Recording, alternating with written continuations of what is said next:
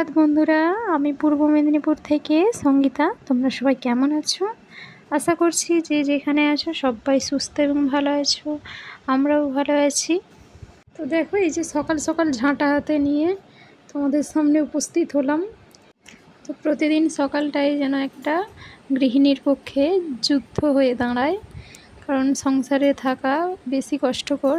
বাইরে কাজ করার থেকে সংসারে থাকা মনে হয় বেশি কষ্টকর, কারণ সংসারে যদি তুমি কাজকর্ম করো তখন তোমাকে অনেকটাই ধৈর্য সহকারে কাজগুলো করতে হচ্ছে, কিন্তু বাইরে যখন তুমি কাজগুলো করো ধৈর্য তো অবশ্যই লাগে প্রত্যেক কাজে, কিন্তু তবুও আমার মনে হয় বাইরের কাজগুলোতে একটু কম সময় কম ধৈর্য প্রয়োজন হয়। তো ছেলেটার 10টার স্কুল শুরু হয়ে গেছে, তো যে কারণে আমার একটু সকালের সময়টা একটু বেড়েছে। তো সকালের সময়টা কি বলো তো, সকাল দেখতে দেখতেই কোথা থেকে কেটে যায় বোঝা যায় না, যে সকালটা এই হলো, এই যেন 10টা বেজে গেল। তো দেখো, এখানে ছাদে চলে এসেছি জিনিসপত্রগুলো নিয়ে। আর আজ জানো তো অনেক জিনিসপত্র ধুতে হয়েছে, কারণ আমার ছোট ছেলেটা হিস করে দিয়েছে বিছানায়। আর সেসব কাঁথা, বেডশিট, তারপর অনেক কিছু জিনিসপত্রও ছিল, যেহেতু 4 দিন ধরে কোনো মেঘের দেখা নেই, মানে বৃষ্টি হতেই আছে, রোদের দেখা নেই, সরি।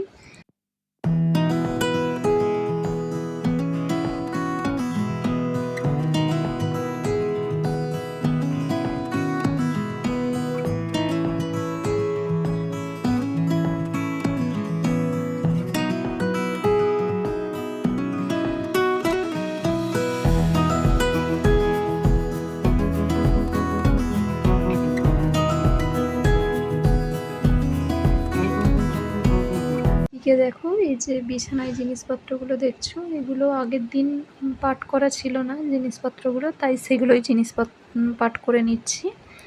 তো এত জিনিস দেখে আমার যেন খালি মনটা খুঁতখুত করছিল, যে জিনিসগুলো আমি কখন পাট করব, কখন পাট করব। তো সেই কারণেই করে নিচ্ছি ভাঁজ। আর এখানে দেখো, ছেলেটাও স্কুলে যাবে, 10টা বেজে গেছে, তো সেই কারণে ওকেও বের করছি।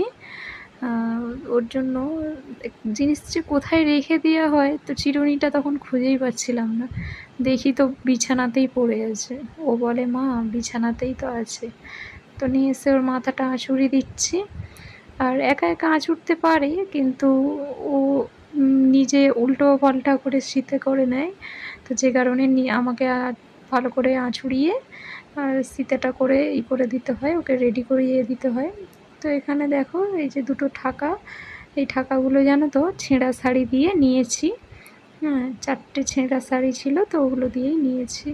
আর ছাদে চলে এসেছি। এখানে দেখো, এই যে আঁশগুলো মেলে দিচ্ছি যাতে একটু শুকিয়ে যায় ভালোভাবে। কি বলো তো, আমাদের যেহেতু ব্যবসার ঘর, তো সেই কারণে যদি না রোদ বেরোয় আমাদের খুবই অসুবিধা হয়, কারণ আমরা যদি জিনিসপত্রগুলো না শুকাই, ধরো আঁশটা যদি না শুকোয়, যখন সিঁড়িঘরে রাখা হয় আঁশটা খুবই গন্ধ করে। তো সেই কারণেই যদি রোদ বের হয়, জিনিসপত্র যখন সাথে সাথে এই আঁশটাও যদি শুকিয়ে যায় তো বেশ ভালো হয়। তো চলো, কথায় কথায় এইখানে দেখো, আমার শ্বশুরমশাই মাছটাও নিয়ে এসেছিলো। এই যে মাছটা নুন হলুদ মাখিয়ে নিচ্ছি, মাখিয়ে রান্না বসিয়ে দিয়েছি। এই যে দেখো, মাছ ভাজতে বসিয়ে দিয়েছি। তো রান্নাটা তো তখন হোক, তোমরা দেখতে থাকো।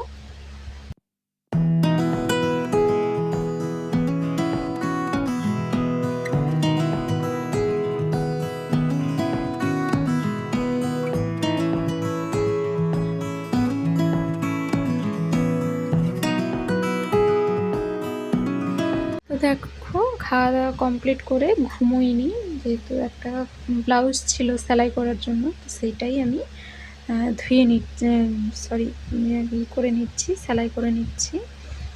তো সেলাই টেলাই করার পর বিকেলে একটু ঘুরতে গিয়েছিলাম, তো সেটুকুই তোমাদের সাথে শেয়ার করছি। এই যে বাগানটায় আমার এলে খুব ভালো লাগে। তো বন্ধুরা, আজকে এই পর্যন্ত, আবারও নেক্সট ব্লগে দেখা হচ্ছে তোমাদের সাথে।